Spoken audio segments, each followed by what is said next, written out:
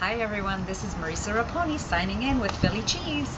We're in glorious Toronto with a beautiful spring day, and I am going to show you why we're standing outside. If you come and follow me, this is a real sign of spring when my herbs start to come back. And these are chives, and I'm going to get some so that I can incorporate it into my recipe for hors d'oeuvres. So, getting a good handful. I love chives. They have a mild scent of onion, and they have just a beautiful color inside whatever you're putting in it. See you soon. Hi everyone, I'm back. So I'm going to show you one of my phyllo recipes that is fabulous for hors d'oeuvres. It makes one big size, great for parties, in my food processor, or you could use a blender or mixer. I have half a cup of sour cream. I'm going to add 1 tablespoon of flour to that. My chives that I chopped and grabbed outside, fresh ones. And here's my 1 package of light Philly cheese that I'm using today. And I'm just going to blend that right now because I want to soften the cream cheese. So that just takes a moment. Let me get my spatula so I can mix it.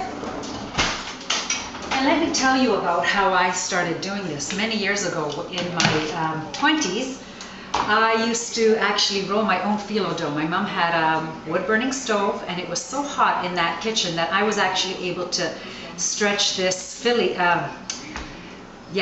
that.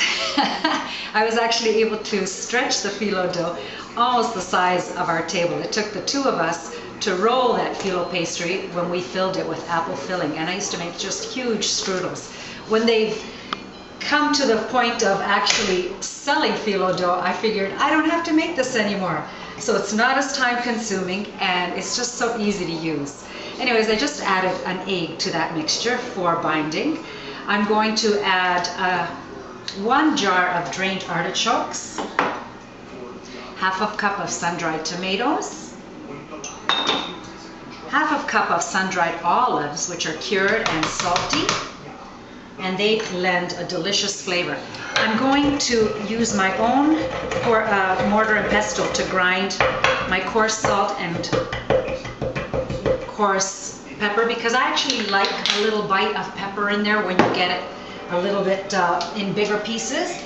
And that's it. That's how quick this is. I just pulse it because I actually like the chunky pieces. It doesn't have to be smooth because the Philly will melt in the phyllo dough. And I'm just going to show you how to do the beggar's purse. So I take 1 sheet of phyllo, which I have moistened with paper towels so that it doesn't dry out, because it is quite easy to dry out. And I just very easily spread it with butter, and not too strong, not a huge amount of butter.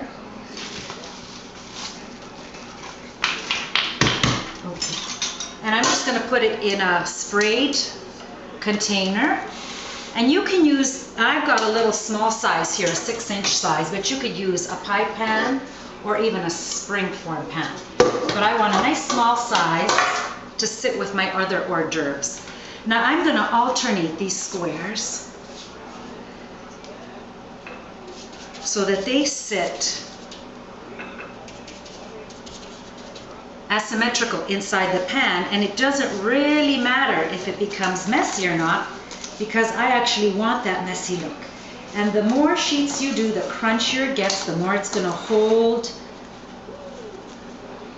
that wonderful filling. And it doesn't even matter when you get a rip like this, because once you've done enough layers, it's just going to sit nicely, and it actually looks quite attractive with all the torn pieces. So I'm just going to layer in, keep layering in. Again, it doesn't matter if it breaks, because the other layers underneath will catch it. And this is just a tablespoon of butter in here, not very much at all. And if you'd like, you can even do olive oil in here. And I want these nice and raggedy, just like a beggar's purse.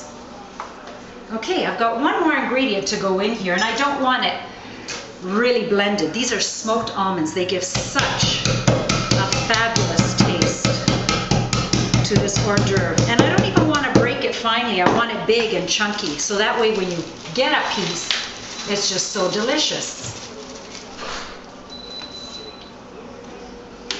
I'm just going to give it one more mix.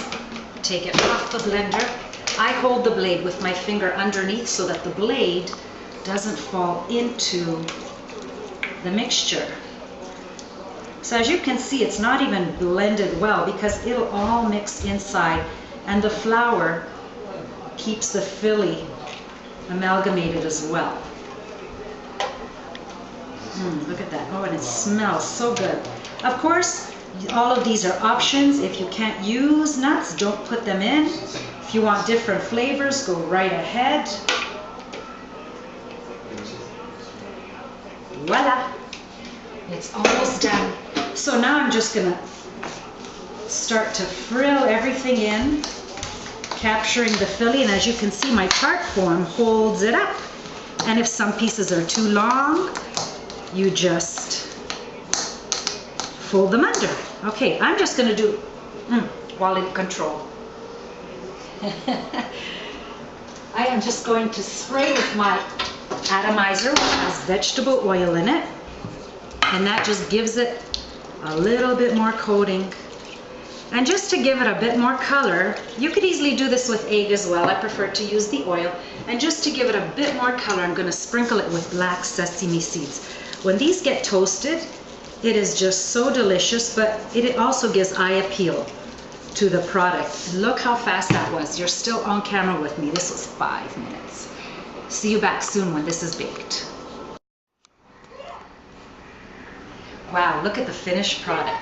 Crispy and golden, and it just looks like a beautiful little bag. Just a tight little area, and then you can put whatever you want else. And this is a great area because usually people migrate to the kitchen standing, grabbing whatever hors d'oeuvres they want. Anyways, let's try this yummy mixture.